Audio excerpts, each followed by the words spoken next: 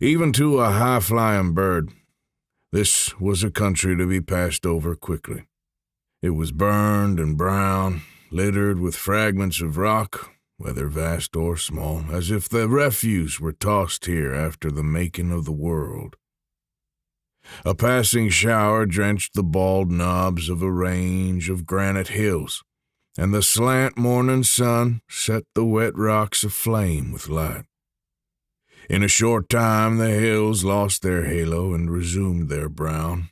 The moisture evaporated.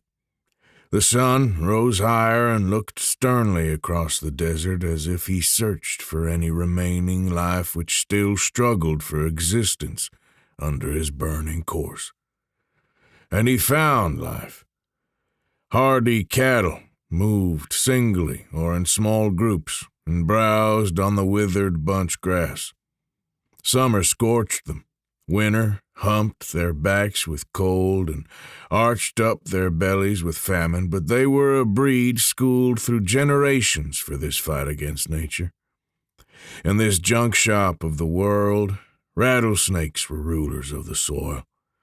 Overhead, the buzzards, ominous black specks pendant against the white-hot sky, ruled the air. It seemed impossible that human beings could live in this rock wilderness. If so, they must be to other men what the lean, hardy cattle of the hills are to the corn-fed, stabled beeves of the States. Over the shoulder of a hill came a whistling which might have been attributed to the wind had not this day been deathly calm. It was fit music for such a scene, for it seemed neither of heaven nor earth, but the soul of the great god Pan come back to earth to charm those nameless rocks with his wild, sweet piping. It changed to harmonious phrases, loosely connected. Such might be the exultant improvisations of a master violinist. A great wolf, or dog as tall and rough-coated as a wolf, trotted around the hillside. He paused, with one foot lifted and lolling, crimson tongue, as he scanned the distance and then turned to look back in the direction from which he had come.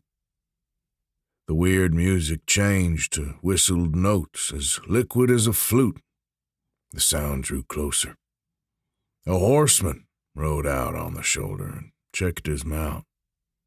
One could not choose him at first glance as a type of those who fight nature in a region where the thermometer moves through a scale of 160 degrees in the year to an accompaniment of cold stabbing winds and sweltering suns. A thin, handsome face with large brown eyes and black hair, a body tall but rather slenderly made. He might have been a descendant of some ancient family of Norman nobility, but could such proud gentry be found riding the desert in a tall crowned sombrero with chaps on his legs and a red bandana handkerchief knotted around his throat? That first glance made the rider seem strangely out of place in such surroundings. One might even smile at the contrast, but at the second glance the smile would fade, and at the third it would be replaced with a stare of interest. It was impossible to tell why one respected this man, but after a time there grew a suspicion of unknown strength in this lone rider. Strength like that of a machine which is stopped, but only needs a spark of fire to plunge it into irresistible action.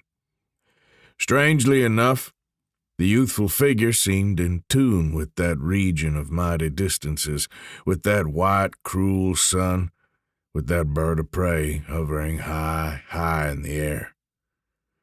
It required some study to guess at these qualities of the rider, for they were such things as a child feels more readily than a grown man, but it needed no expert to admire the horse he bestrode.